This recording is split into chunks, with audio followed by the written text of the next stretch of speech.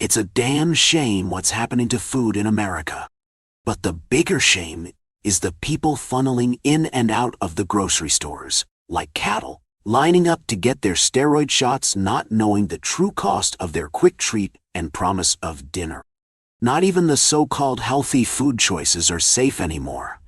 Most of them chocked full of mono and diglycerides, phosphoric acid, potassium sorbate, and on and on and on, all to extend shelf life and cut down on production's costs to satiate the corporate greed that has consumed this country. Politicians get on the TV and tout being for the people, but they're only for the people who are dull and docile, poisoned into complacency by the food they dump into the troughs they call our grocery stores. And people eat it up.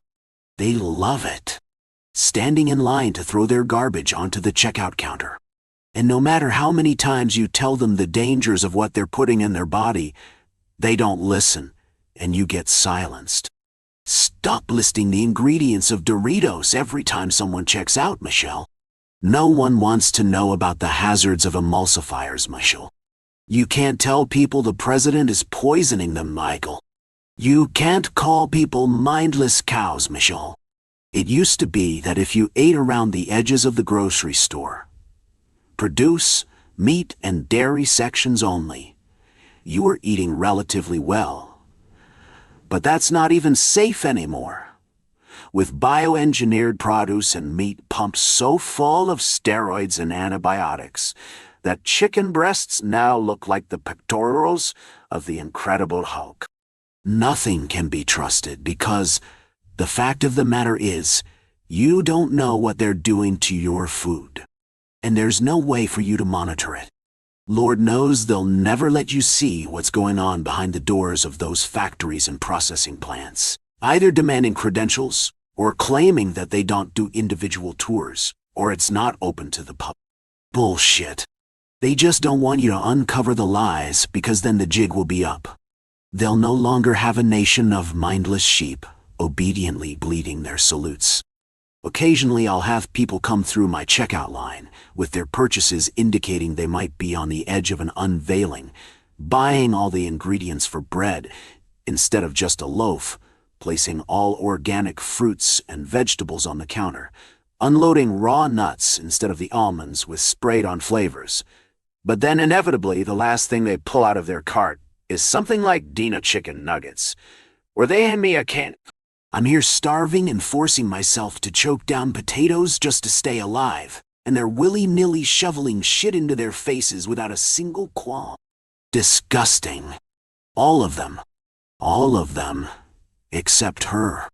At first glance, I thought she was going to be one of those fake New Age hippies, with her dreads and wooden beads and blousy dress that displayed her browless tits, smelling of lemon and sage essentials oils. I hate that brand of idiot who comes in and with their canvas totes and buys only food in packaging that markets 100% recyclable. They think that they're so good for being so concerned about the planet, without once thinking about how they're buying their food in its recyclable packaging from the same companies that make Doritos and Reese's Puffs, and don't give a shit about you or the planet. She put 2 things on the counter, 6 organic bananas and a brand of granola I'd never seen before, which, after 6 years of working at that store, didn't happen to me very often. I flipped over the bag after scanning it to read the ingredients, and she blushed. I normally make my own, she said, but I'm going to babysit my niece and nephew, and I don't really have the time. I only half heard her, too fixated on the ingredient list. It had 6 items: oats, flaxseed, chia seeds, almonds, pure organic honey, and organic coconut oil. This is actually really good. I flipped the bag around to display it for her, as if I was about to give her sales pitch, as if she didn't already know the excellence of her choice. She beamed. Oh, I know, right? I love how they use coconut oil because it doesn't become carcinogenic when it reaches a certain heating point. All I could do was blink at her, enraptured, and she blushed again, adding, "Most oils become carcinogenic when you heat them." It was like finding a unicorn. I couldn't speak. I didn't know what even to say. It'd been so long since I found anyone of this caliber, or who even had the potential to be of this caliber, which, to be honest, I was still entertaining doubts. Because you didn't really know anyone for sure until you delved deeper in. But she had potential, no doubt, which is why I abandoned my register at the last second to run after her in the parking lot. "Hey, hey," I hollered from a distance so as not to startle her too badly. "Hey," she said. I slowed to a jog as I approached her car. "I'd love to learn more about those oils." She smiled, and we exchanged numbers, and 2 days later, I pulled my car alongside the curb in front of her house. It was just as I'd expected. Rampant plants created a jungle in her front yard, and various gardening tools and soil were scattered on her front proc. Inside, the living room wasn't even a living room, but rather a pottery station. When I gawked, she explained the chemicals that went into something as basic as making eatery on a commercial level. This woman was truly enlightened, and throughout the night she proved more and more that she had figured out how to subvert the government's intentions. She had figured out how to live. She even taught me a few things, as she explained why she hung eucalyptus around the ceilings throughout her home, saying that the air was the seldom thought of poison, with all the pollutants and chemicals being pumped into the air. Something deep in my gut twitched as I stared at her talking, and my mouth watered as I watched the curvature of her body, climbing up and down from a stool, and the way her ass silhouetted under her dress as she turned to take a fresh bundle of eucalyptus from me. I longed to sink my teeth into that ass. Those hips, those legs, so perfectly maintained. "The unfortunate part about it all," she said, walking me to my car, "is that it's impossible to guarantee that you won't be ingesting any poisons. But I also take cleansing measure to make sure my body effectively expels them all." "Like a juice cleanse?" I asked, leaning my back against the car, looking her up and down in the moonlight. She raised a finger and booped my nose. "Exactly like a cleanse. I drink burdock root tea every night to flush out the day-to-day toxins, and once a month, I do an herbal cleanse to get anything nasty." I rubbed my hand along her hips, squishing and squeezing gently as I pulled her into me.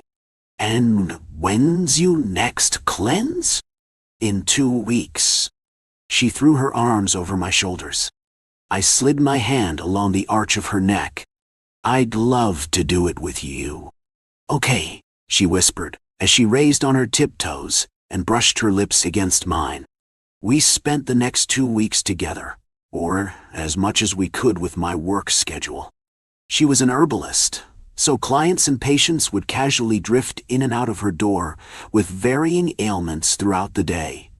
But the nights were ours, as she taught me tinctures and exotic herbs, and our lips explored different parts of each other. I knew she wanted to fuck, but it felt wrong to me, like I would be defiling something so pure. "Well, stop saying fuck," she said one night, lying naked beside me. "We'd be making love." But that only made the feeling worse. I felt terrible enough as it was for what we were doing. Like it was a sin. Some sort of sacrilege. She was a vegan, and I understood and supported her choice.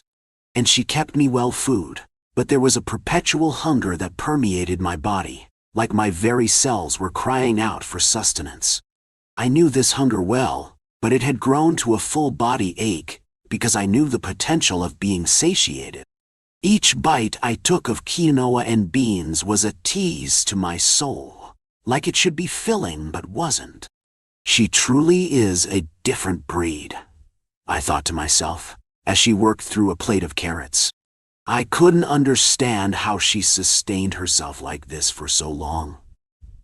But then again, I thought, cows and rabbits do it. By day 2 of the cleanse, I thought she must be superhuman, raving about how light and energetic she felt, while it was all I could do to roll out of bed in the morning. And by day 5, I got sent home from work for passing out at the register. "This is your first cleanse," she said, draping a warm towel across my forehead. "Your body isn't used to it." She explained how your body wants to always maintain homeostasis. And if it's used to toxins, it thinks that's homeostasis. You have to retrain it for a new homeostasis, was the last thing I heard before drifting out of consciousness.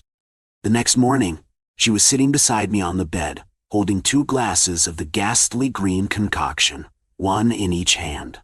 "It's the last day of the cleanse," she sang. "How do you feel?" I rolled up onto my butt, swinging my legs onto the ground. "Actually, I feel great." And I did, knowing that I was nearing the end of all this nonsense. We clinked our glasses together in a cheers. Now all I had left to do was wait for her final shit. She called me into the bathroom, radiating pride, to show me what the ideal excrement should look like. She explained the color and consistency in great detail, gesticulating down at the toilet bowl as I wrapped my arms around her from behind, snaking my hands over her breasts, feeling her nipples perk as I found my way up to her neck and squeezed.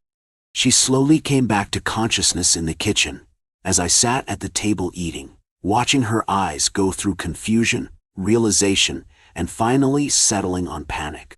She flailed underneath the restraints, her bare breasts jumping back and forth with each thrash as she screamed through the gag jammed in her mouth. I put my fork down and went to her, patting her gently on the head before crouching down to eye level. "I'm sorry," I told her, brushing a strand of hair away from her face. "I don't normally do this until after I've killed you, but I was so weak, and I still wanted to explain." "So you understand." She realized her nakedness, scanning over her body, her eyes stopping at the fillet taken out of her thigh, her chest hiccuping with her ragged, quick breaths. "You have to understand." I rubbed her cheek with the backs of my fingers. "You can't really know what's going on with your food unless you monitor it the whole time. People are always trying to sneak in some cheap shit, some poisons. You should understand that. I know you understand that." Her head rolled back as the sobs began. "And it's been so long. I've been starving for so long. You coming into the store was like I God sent." I slid my hand behind her head and pulled it up for her to look at me. "You're the perfect specimen of health, and I've been waiting to find something as pure and healthy as you. You can't trust any of the meat they put in the stores anymore, but I know I can trust you, and I just wanted you to know that. I just wanted you to know. You've done well, and you're going to do well." She shook her head back and forth, but I only nodded in return. I couldn't have asked for more. I couldn't have asked for better. This is a work of fiction.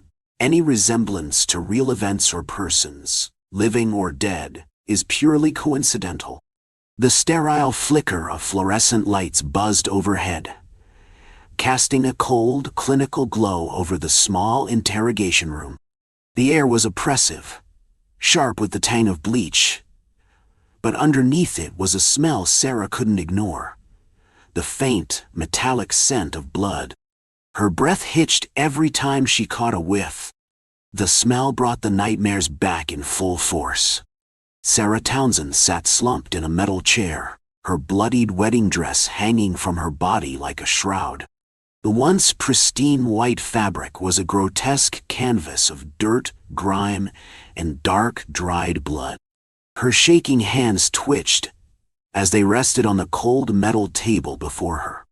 She couldn't control the tremors anymore. No matter how hard she tried to focus, or how much she squeezed her fists, knuckles turning white under the pressure. Across from her sat Detective Vincent Marshall, his back rigid, his face a mask of professional detachment. But there was something in his eyes, something dark and suspicious as he flipped through a thick manila folder, scanning reports, photographs, and crime scene details. His fingers traced the edges of the papers, but his attention kept drifting back to Sarah, to the way her hands trembled, to the way she stared ahead, hollow-eyed, as if she were still trapped in the nightmare that had unfolded at her wedding. Now, is yours, the question had been gnawing at him for hours, festering inside his mind, pushing him to ask even though he wasn't sure he was ready to hear the answer. His voice was calm, but laced with an undercurrent of tension when he spoke. Sarah, you need to tell us what happened. What made you turn violent at your own wedding? His words cut through the silence like a knife, but Sarah didn't react immediately. Her breath came in shallow, uneven gasps, each a struggle as if drawing air into her lungs was too much effort. Her eyes remained vacant, staring into the middle distance, lost somewhere between the present and the horrific memories that plagued her. It wasn't me, she finally whispered. Her voice was raw, hoarse, like it had been scraped out of her throat against her will. I didn't do it.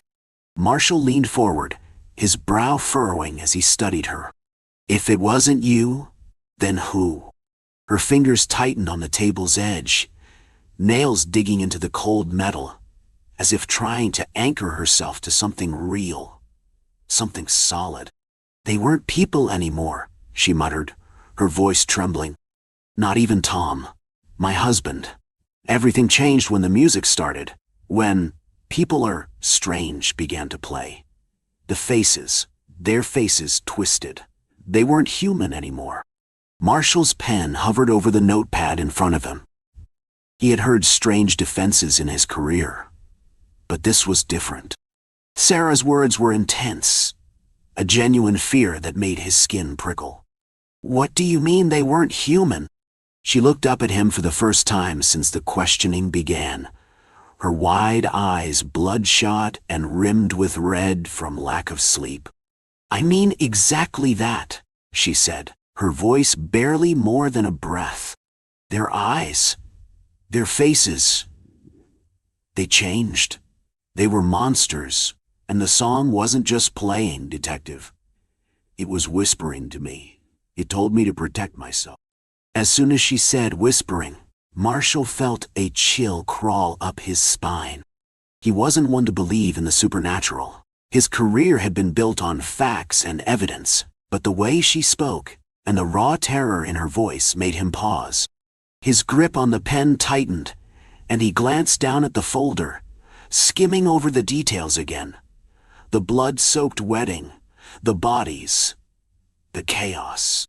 Sarah, he said quietly, carefully choosing his next words, do you know someone named Emily? The change in Sarah was immediate. Her entire body stiffened, her breath caught in her throat, and she froze as though the name was a physical blow. Slowly, she blinked, her gaze shifting toward Marshall, but the look in her eyes was far away, lost somewhere deep in her mind. Emily, she repeated, her voice barely audible. She was my best friend. Marshall flipped another photograph across the table. It was an old picture of Emily, smiling, alive, her eyes bright with life. The sight of it seemed to unravel Sarah even more. She recoiled slightly, her breath quickening as the memories flooded back. Memories she had spent years trying to forget, to bury deep where they couldn't reach her. She didn't make it, did she? Marshall pressed. What happened to her? Sarah swallowed hard, her throat constricting painfully as she tried to speak. I ran, she whispered. The night Emily died. I ran. I should have saved her. But I couldn't. I didn't. Her voice cracked, the weight of her guilt pressing down on her like a heavy stone. Emily's death had haunted her ever since, and now it had come back, dragging everything with it. The music, the faces, the whispers. You believe Emily's death is connected to what happened at your wedding, don't you? Marshall asked, his voice more insistent now. Sarah nodded slowly, her eyes brimming with tears. "It's the song," she said, her voice trembling. "It's always been the song." Marshall leaned back in his chair, running a hand over his face as he absorbed her words. This was beyond any case he'd ever handled. He felt the unease growing in his chest, the creeping sensation that something far darker was at play here. And if what Sarah said was true, they were just scratching the surface. "Jared's been looking into this," he said after a long pause. "He's Emily's brother. He believes the song is more than just music. He thinks there's a connection between the outbreaks of violence, Emily's death, and what happened at your wedding." Sarah's breath caught in her throat. "Jared," she whispered, her voice barely a thread. "He's still looking for answers?" Marshall nodded. "He's on his way here now." The room felt colder, the air heavier as Sarah slumped further in her chair. She had spent years running from the memories, from the terror that had followed her since that night with Emily. And now it was all catching up with her. The song was everywhere, and no matter how far she ran or how hard she tried to escape, it found her. It always found her. Why? The psychiatric facility where Jared was heading had a way of amplifying silence. Every footstep echoed unnervingly, bouncing off the two clean walls, reverberating back with a mocking resonance. Jared's heart was beating faster than it should have been, and the pulse in his temples constantly reminded him how long he had been awake, and how many nights he had spent up late listening to the song. The cursed melody of people are strange played in his mind like a record stuck on repeat, never letting him escape or rest. He wiped a hand over his face, his fingers grazing the stubble on his jaw, his eyes bloodshot and stinging from exhaustion. Jared's whole life had changed the night Emily died. Her death hadn't been an accident. He knew that now. It had taken years of research, digging through obscure records, strange occurrences, and urban legends that never quite made it to the surface. But the pieces had finally come together. It was too late, but they were there. And now Sarah Townsend was caught in the same nightmare. She was sitting in a small, dark room at the end of the corridor, her frail body hunched over a sizable window with rain streaks. Outside, the storm raged, lightning flashing through the sky in jagged bursts, but Sarah didn't notice. Her fingers twitched nervously against the windowsill, and Jared saw how her breath came in quick, shallow gasps, and how her body trembled as though she were holding on to her sanity by a thread. "Sarah," Jared said quietly, his voice barely cutting through the thick, stifling air. She didn't respond at first, lost in her own world, but after a long moment, she turned slightly, her face pale and drawn, her eyes wide with fear. This haunted figure stood in for Sarah, whom he had known, at least through Emily's stories. "I think you knew my sister," Jared said, his throat tightening. "Emily." At the mention of Emily's name, Sarah's body tensed visibly, her breath catching in her throat. She pressed her hands to her face, a sob escaping her lips, her whole body shaking with the weight of her guilt. "I was there," she whispered. "I was there when she died. I ran. I didn't stop running for years." Jared's chest ached, the pain of Emily's death still fresh, even after all this time.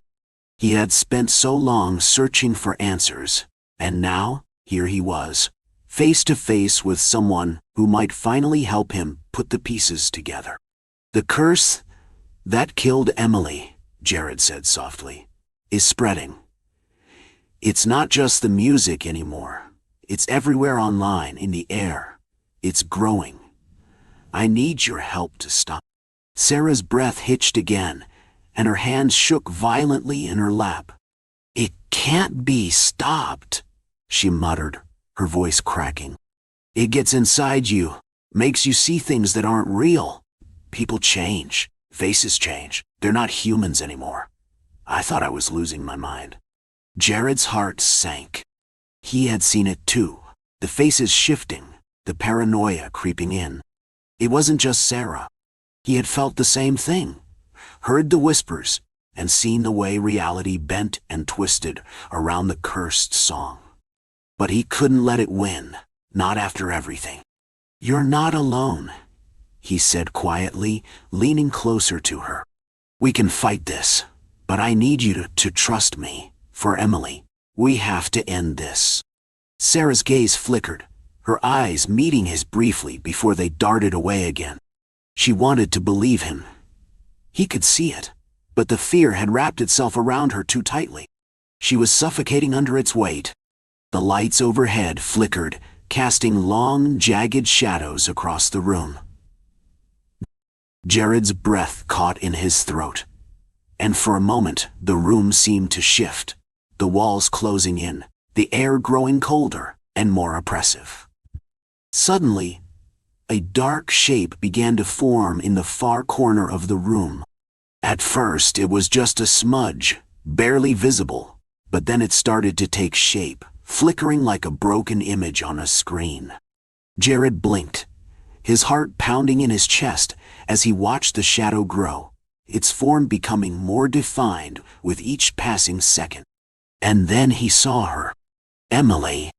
Her ghostly figure hovered in the corner, her eyes wide, filled with sorrow and fear. She looked fragile. She was caught between two worlds, her body translucent, flickering in and out of existence. Her eyes locked on Jared, then shifted to Sarah, and for a moment, the air was suffocating, thick with a presence neither of them could understand. "Emily," Jared whispered, his voice breaking as he stepped toward her. "I'm so sorry. I didn't know. I couldn't stop it." Emily's eyes were filled with regret, and though she didn't speak, her expression told him everything. The curse wasn't just infecting the living, it had also claimed the souls of the dead. Sarah gasped, her hand flying to her mouth as tears spilled down her cheeks. "Emily," she choked out, her voice shaking. "I'm sorry. I ran. I didn't save you." Emily's ghost flickered once more, her sorrow palpable, before her form faded, dissolving into the air like she had never been there. But the weight of her presence lingered, suffocating, pressing down on them both with a terrible finality.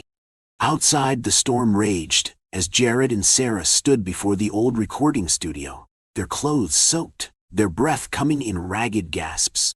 The building loomed before them like a tomb, its broken windows glistening under the rain, staring down at them with the hollow eyes of something long dead. "We have to destroy the tape," Jared said, his voice firm despite the fear gnawing at him. "This is where it all began." They entered the studio, the air inside thick with decay and the stench of something long forgotten. The cursed demo tape sat on the soundboard, pulsing with a faint, almost imperceptible energy. The cursed melody of people or strange hummed in the air, growing louder as they approached, warping the space around them. Jared pulled out a lighter, his hand trembling as he held the flame to the tape. The moment the plastic began to melt, the air around them warped violently, the walls twisting and bending as reality seemed to fracture. The cursed melody grew louder, warping into something grotesque, a high-pitched wail that clawed at their minds. Suddenly, Jim Morrison's ghost appeared, his form flickering in and out of existence, his face contorted in pain. "I didn't mean for any of this," he whispered, his voice barely audible. "I just wanted to find something real."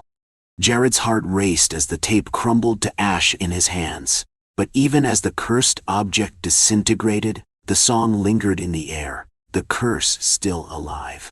Jared's phone buzzed in his pocket and he pulled it out. Dread filled him as he saw the notifications flooding. All the tweets, shares, and likes, each one spreading the cursed song further. The digital version of People Are Strange had gone viral. The curse had escaped, infecting the digital world, where it could spread infinitely beyond their reach. Sarah's voice trembled as she looked at him, her face pale, her eyes wide with fear. "What do we do now?" she whispered, her voice small and fragile. Jared stared at his phone, his heart sinking as the cursed melody drifted through the air. His voice was hollow as he responded, the weight of their failure crushing him. "We can't stop it." As the camera pulled back, revealing the city below, the faint glow of countless screens lit up the night, the cursed song spreading further with every click and every listen. The curse had taken root, and there was no turning back. "My love?" I asked desperately, begging for her words to be a lie. How could I? How could I be the one to end her life? On a fretful morning during our final dish, our final discussion began. And by the end I would have eaten her, mind and heart. "With this dying body, I must discuss what I want you to do." Her shaky hand trembled and quivered, holding on to mine.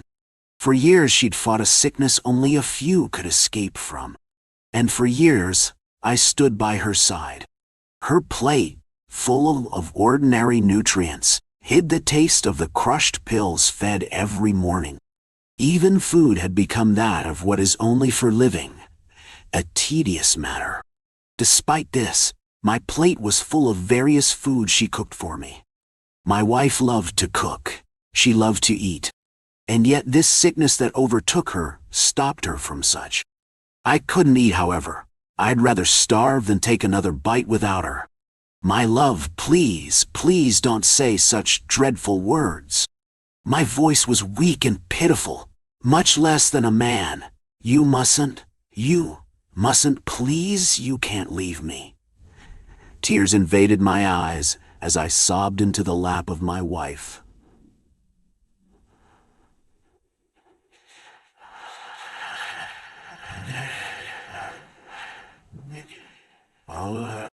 "I'll go with you. I can't bear to spend another minute without your touch, without your presence." My wife was much more than any man could describe. To say I loved her was much more than an understatement, but rather could be no more wrong than the devil himself. I loved her as much as an artist loves his masterpiece, or a writer loves its muse. If she were only just a dream, then once I woke up, I wouldn't go back to sleep. I would search for her because there is no chance that any mortal would fathom something as grand as her. She was my everything. The only thing that was anything to me. I could stare at her for hours, and my eyes would never blink, so I would never miss a single second of her. And yet she was being taken from me. "Don't be like this." Her voice so gentle my tears came to a stop. "My love, through this wish I mention, we won't ever have to be apart. I'll be with you, a part of you." Her fingers pressed against my face, pinching into my flesh, blood dripping down my blushed cheeks. "So don't argue, my dear. Don't persist with this meaningless discussion, and listen." My wife was in and out of hospitals, both mentally and physically, and yet I could not tell what was right or wrong, so long as she told me to do it. She was my everything. The only one who truly knew what was right for me. And so I did as commanded. To be with her forever, to be able to enjoy her final meal for me. My wife, despite being banned from making any dish again, persisted. And so with her request, with her dying body, I ate. Through years of work to simply be able to work by her side, I have become something of an artist. I paint my places with the blood of animals I've morphed, dipping my brush, touching the cold, lifeless skins, dragging it into my canvas. I was the opposite of my wife, who viewed food as much more than eating. To her, it was metaphorical in a sense. However, for me, it was something much more sinister. For me, it was love. My love, my love. Let me avenge your life by eating this sickness away, ravaging all that took your precious life away. My words were hot, full of desire. And with every word that escaped my lips was a time closer to beginning. Thank you, and I've begun.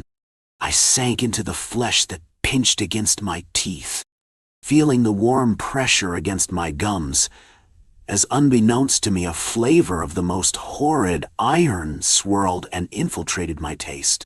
Hearing the tears of the skin that pulled and twisted, the sound was sickening. So much so that I couldn't help but indulge further into the symphony. The feeling as the bone hit my teeth sent shivers instantly, knowing how much depth I've fallen. My tongue would desperately search for the sensation in an effort to extend the almost everlasting pleasure. With every swallow and every chew, I could feel my mind spin and everything become blurred. I began to lose myself to a pleasure so grand it couldn't be defined. So as I stared down at her, while she laid between my cold embrace, between my arms, between my teeth, I couldn't think of anything as wonderful as this. I loved her much more than anything I had ever thought I loved before. Isn't this the most beautiful thing, the most romantic gesture in history of all creatures? The benevolence of it all was too awe-striking for me to put into words. She would remind me every morning of this. Every bite I took, she praised. "Eating is much more than that to live," she would say through the shrew voices in my head. "It is to be reminded of whatever it is you must remember." As I took a bite of her tongue, I was reminded of her sweet words whispered to me through the phone of the hospital. Tearing her fragile skin, I remember her fragile touch that soothed me to sleep every night. The memories swirled, twisting into forgotten fantasies. Her voice would continue. "It is to become a part of something, whether that be metaphorical." The voice became distant, yet I couldn't quite get myself to notice. I was far too indulged, or just the very thing you've enjoyed. To be a part of someone forever, to have them so close to you, is much more comforting than any intimate touch of the skin. If anything, this is the most intimate act, having her so close to me as all of her touched me. It was wonderful, this feeling of the most intimate act.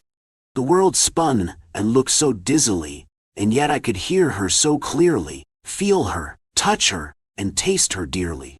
I would close my eyes only for the tears to travel down my face and sip into her beautiful crimson red stains left on my face. Finally, I was done. I've finished her last meal for me. Twisted in my own high, I would no longer care of how monstrous our love had been.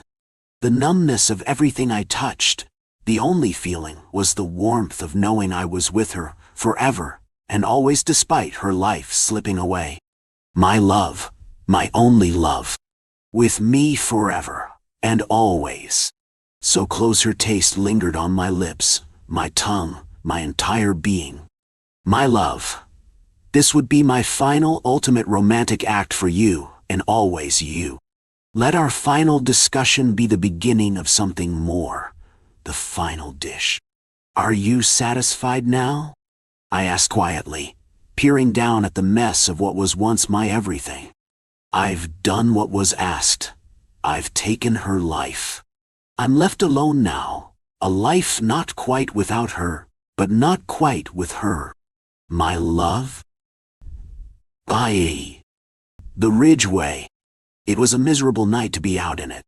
The Ridgeway path snaked out in front of them, endlessly, bloated with rain and muck, like a dirty slug found crawling on its belly in the garden. The wind had been howling with a brutal disregard for anything it came near. It blew with aggression, as though it wanted only to hurt, only to freeze, only to slice.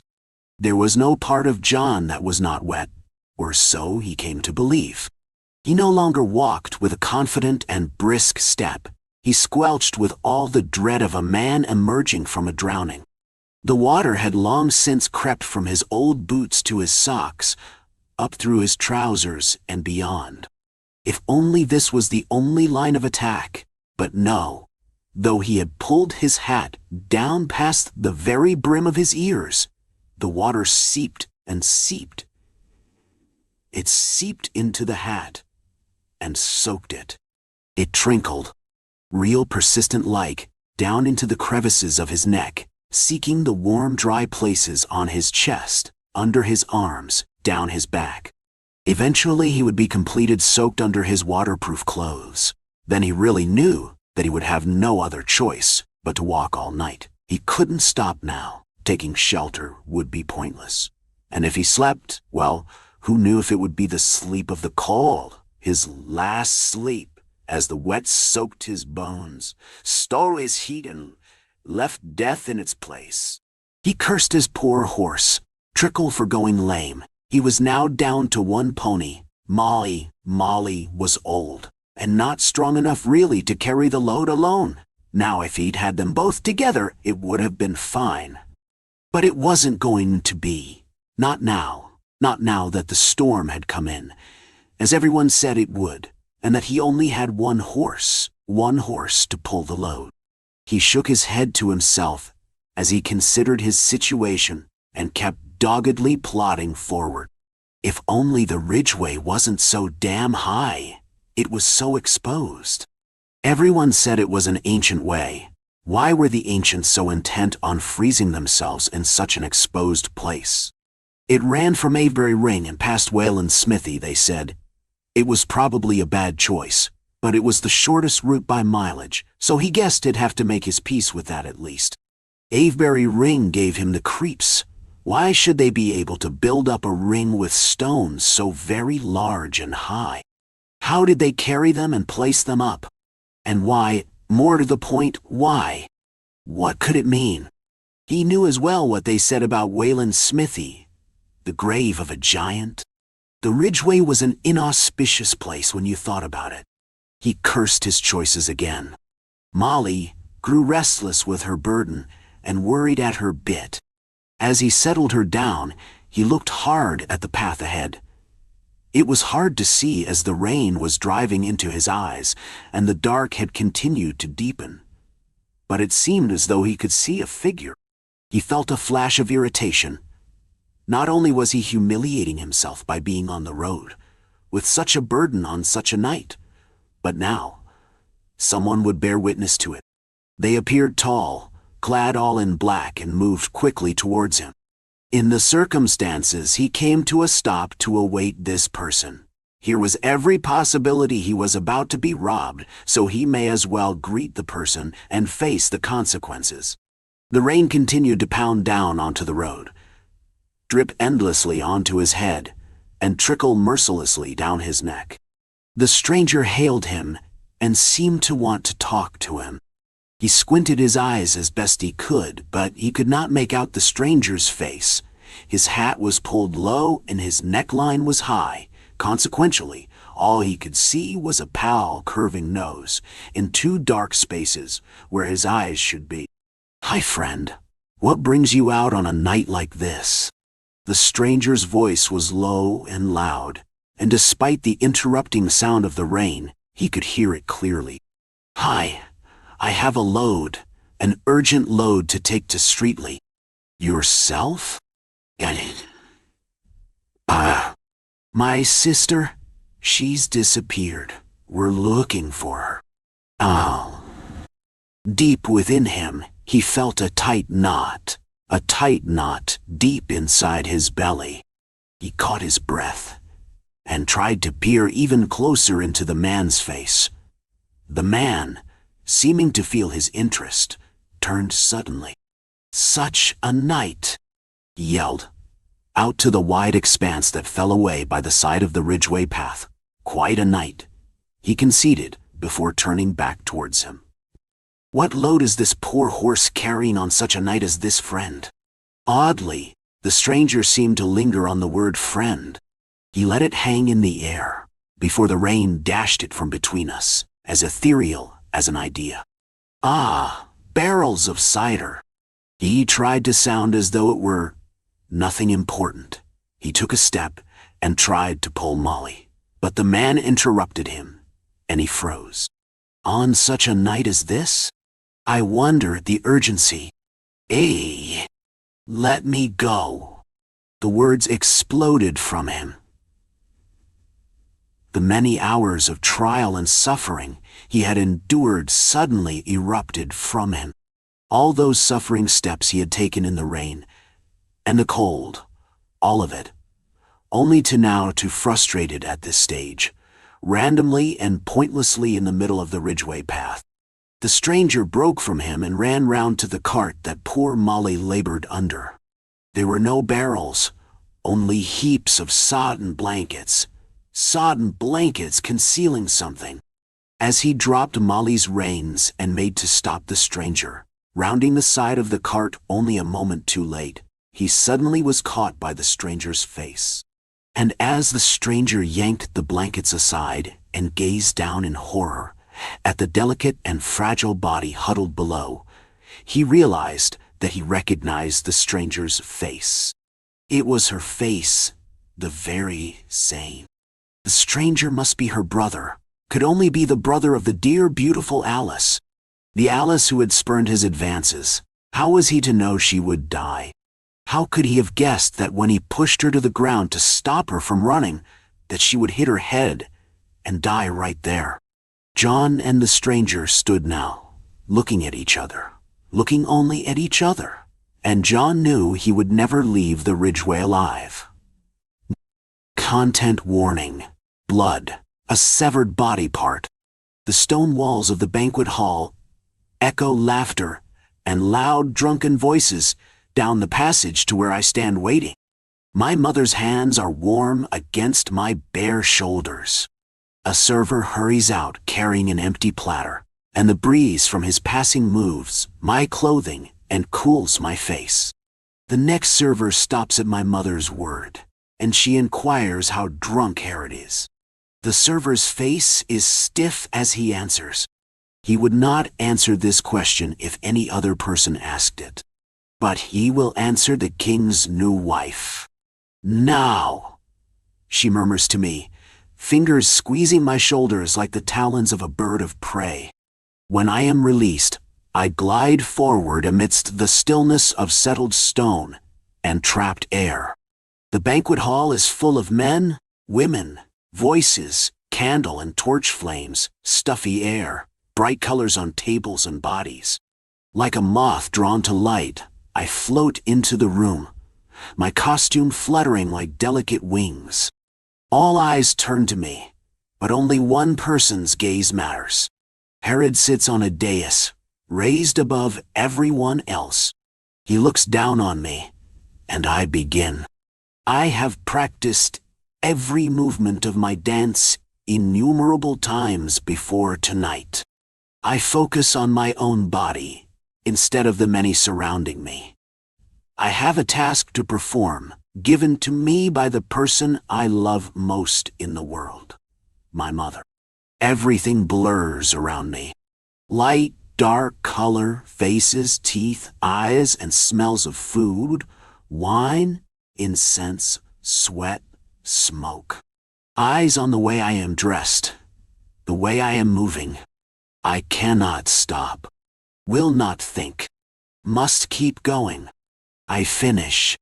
Hold myself still and poised. No panting. No gasping. Deep, calm breaths. I am not tired. I am strong. I am controlled. Everyone is looking at me. Cheering erupts. Fists pound on the tables. Goblets flash as they are raised in a toast. To me, to my performance, to what I have made them feel. So many eyes on me. Eyes of men who have strange expressions on their faces.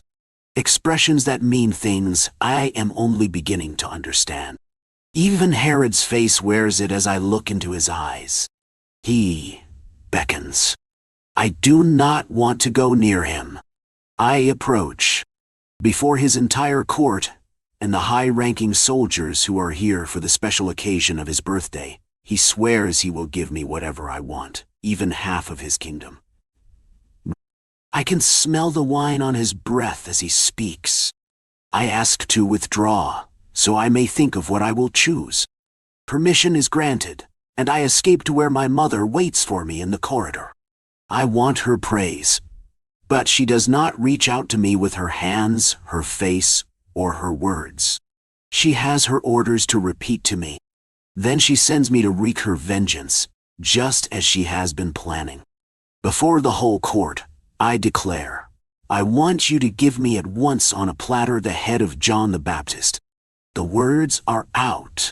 The deed is done. Herod swore before all of these people that he would give me whatever I wanted.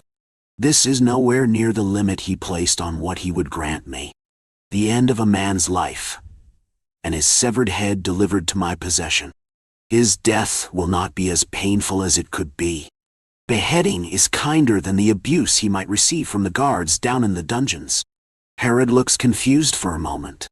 Then his eyes widen slightly in understanding.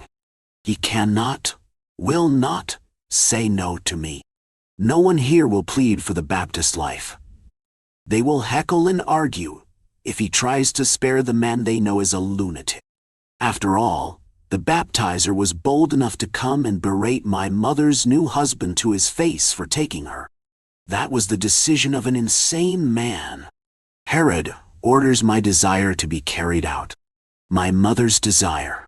Surely he must at least suspect. Surely he does not think a mere girl would request a man's death. Surely this is not my fault. I cannot run away again. I must wait in the banquet hall as the attendees begin to eat and converse again, all the while snatching glances at me.